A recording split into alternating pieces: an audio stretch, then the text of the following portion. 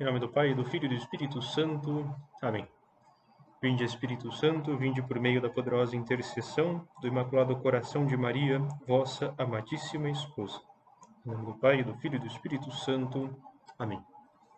Dando continuidade à leitura do Tratado da Verdadeira Devoção à Santíssima Virgem Maria, ainda no capítulo 1, necessidade da verdadeira devoção a Maria. Segundo princípio, Deus deseja servir-se de Maria na santificação das almas. O procedimento que as três pessoas da Santíssima Trindade tiveram na encarnação e primeira vinda de Jesus Cristo tem ainda todos os dias, de uma maneira invisível, na Santa Igreja e terão até a consumação dos séculos na última vinda de Jesus Cristo. Deus Pai juntou todas as águas e as chamou de mar. Juntou as suas graças e as chamou de Maria.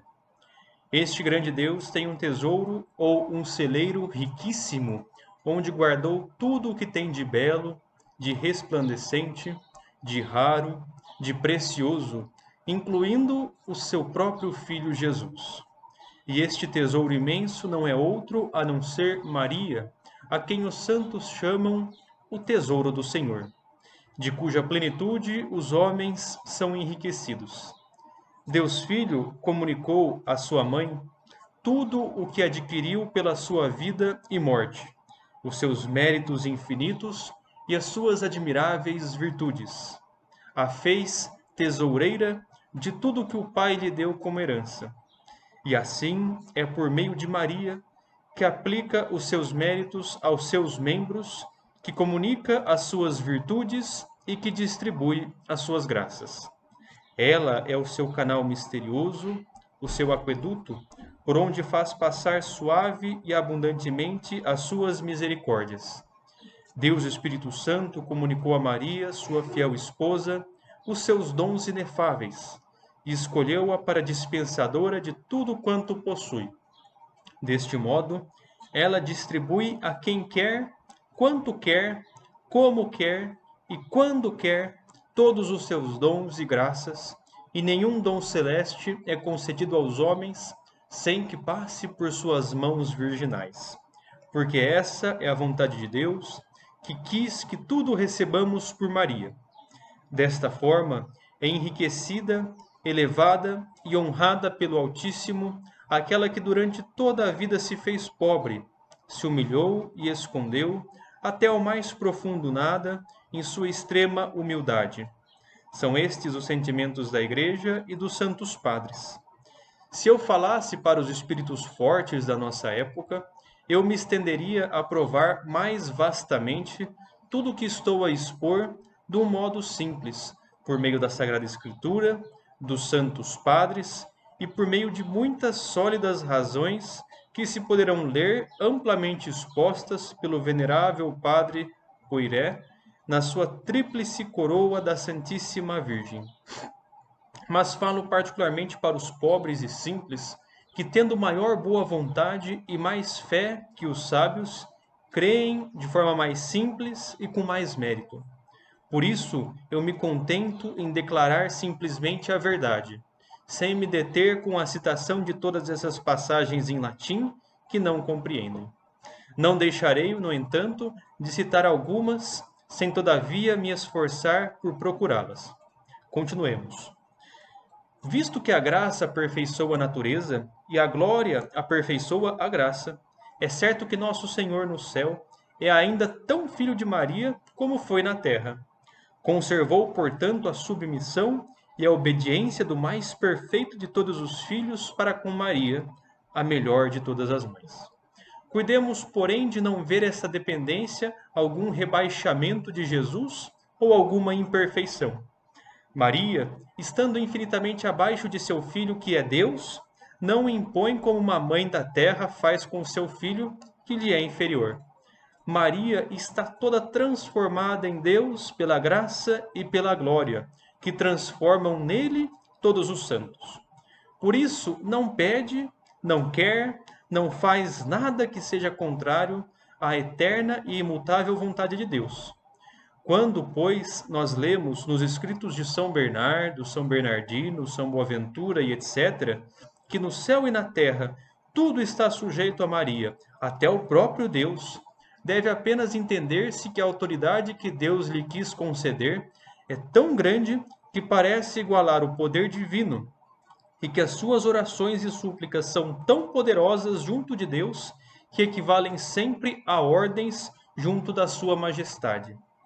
Ele não resiste nunca à oração de sua dileta mãe, porque é sempre humilde e conforme a sua vontade.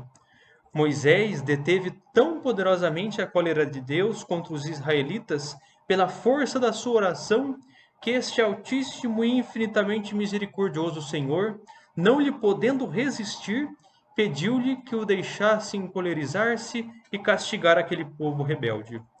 O que então não devemos pensar com muito mais razão da humilde oração de Maria, mais poderosa junto de Deus que as preces e as intercessões de todos os anjos e santos do céu e da terra? No céu, Maria impera aos anjos e aos bem-aventurados. Como recompensa da sua profunda humildade, Deus lhe deu o poder e o encargo de encher de santos os tronos deixados vazios pela orgulhosa queda dos anjos apóstatas. É vontade do Altíssimo que exalta os humildes, que o céu, a terra e os infernos obedeçam, livre ou forçadamente, às ordens da humilde Maria. Deus a fez soberana do céu e da terra, condutora dos seus exércitos, guarda dos seus tesouros, dispensadora das suas graças, obreira das suas grandes maravilhas, reparadora do gênero humano, medianeira dos homens, vencedora dos inimigos de Deus e fiel companheira de suas grandezas e triunfos. Deus Pai quer formar filhos por Maria até a consumação do mundo, e lhe diz estas palavras: habita em Jacó. Isso quer dizer, faz a tua morada e habitação entre os meus filhos e predestinados, figurados por Jacó, e não entre os filhos do demônio e os réprobos, figurados por Esaú. Como na geração natural e corporal nós temos um pai e uma mãe, assim também na geração sobrenatural e espiritual há um pai que é Deus e uma mãe que é Maria. Todos os verdadeiros filhos de Deus e predestinados têm a Deus por pai e a Maria por mãe. E quem a não tem por mãe, não tem Deus por pai. Eis porque os réprobos, como os heréticos, os cismáticos e etc., que odeiam ou olham com desprezo ou com indiferença a Santíssima Virgem, não têm Deus por pai, ainda que disto se gloriem, porque não têm Maria por mãe. Pois se a tivessem por mãe, iriam honrá-la e amá-la como um verdadeiro e bom filho ama e honra naturalmente sua mãe, que lhe deu a vida. O sinal mais infalível e indubitável para distinguir um herético, um homem de má conduta, um réprobo, de um predestinado, é que o herético e o réprobo não têm senão desprezo ou indiferença pela Santíssima Virgem. Com suas palavras e exemplos, abertamente ou às ocultas, esforçam-se por lhe diminuir o culto e o amor, e isso por vezes sob belos pretextos. Ah, Deus Pai não disse a Maria para habitar com eles, porque são filhos de Esaú. Deus Filho quer ser formado e, por assim dizer, encarnar todos os dias por intermédio de sua muito amada mãe nos seus membros, e lhe diz: recebe Israel por herança. É como se dissesse: meu pai me deu por herança todas as nações da terra, todos os homens bons e maus, predestinados e réprobos. Conduzirei uns com a vara de ouro e outros com a vara de ferro. Serei pai e advogado de uns, justo vingador de outros e juiz de todos. Mas vós, minha mãe, não tereis por herança e posse senão os predestinados, de quem Israel é figura. Como sua boa mãe, os darei à luz, os alimentareis e educareis. Como sua soberana, os conduzireis, governareis e defendereis. Um homem nasceu dela, diz o Espírito Santo. Segundo a explicação de alguns santos padres, o primeiro homem que nasceu de Maria foi o homem-Deus, Jesus Cristo. O segundo é um homem impuro, filho de Deus e de Maria por adoção. Se Jesus Cristo, cabeça dos homens, nasceu dela, todos os predestinados, membros dessa cabeça, também dela devem nascer por uma consequência necessária. A mesma mãe não pode dar à luz a cabeça ou o chefe sem os membros, nem os membros sem a cabeça. Isso seria uma monstruosidade. Do mesmo modo, na ordem da graça, a cabeça e os membros nascem também de uma só mãe. Se um membro do corpo místico de Jesus Cristo, ou seja, um predestinado, nascesse de outra mãe que não fosse Maria, que gerou a cabeça que é Jesus, não seria um predestinado, nem um membro de Jesus Cristo, mas sim um monstro na ordem da graça. Além disso, Jesus Cristo é hoje, como aliás sempre, o fruto de Maria, como o céu e a terra repetem 1000 vezes por dia. Bendito é o fruto do vosso ventre, Jesus. Por isso é certo que Jesus Cristo é tão realmente o fruto e a obra de Maria para cada homem em particular, que o possui como para todo o mundo, de maneira que se algum fiel tem Jesus Cristo formado no seu coração, pode dizer com ousadia: graças a Maria, o que eu possuo é fruto e obra sua, e sem ela eu não teria. Podem aplicar-se à Santíssima Virgem com mais verdade ainda do que São Paulo as aplicava a si próprio estas palavras: filhinhos meus, por quem eu sinto de novo as dores do parto, até que Cristo se forme em vós. Todos os dias dou à luz os filhos de Deus, até que meu Filho Jesus Cristo seja neles formado em toda a plenitude da sua idade. Santo Agostinho, ultrapassando-se a si mesmo e a tudo o que eu acabo de dizer, afirma que os predestinados, para se tornarem conformes à imagem do Filho de Deus, vivem neste mundo escondidos no seio da Santíssima Virgem Maria. Lá são guardados, alimentados, sustentados e criados por esta boa mãe, até que ela os gere para a glória que virá depois da morte. Este é propriamente o dia do seu nascimento, pois é assim que a Igreja chama a morte dos justos. Ó mistério de graça escondido aos réprobos e tão pouco conhecido dos predestinados! Deus e o Espírito Santo quer formar nela e por ela eleitos, e lhe diz: lança raízes entre os meus escolhidos. Ó minha bem-amada e minha esposa, lança as raízes de todas as tuas virtudes nos meus eleitos, a fim de que eles cresçam de virtude em virtude e de graça em graça.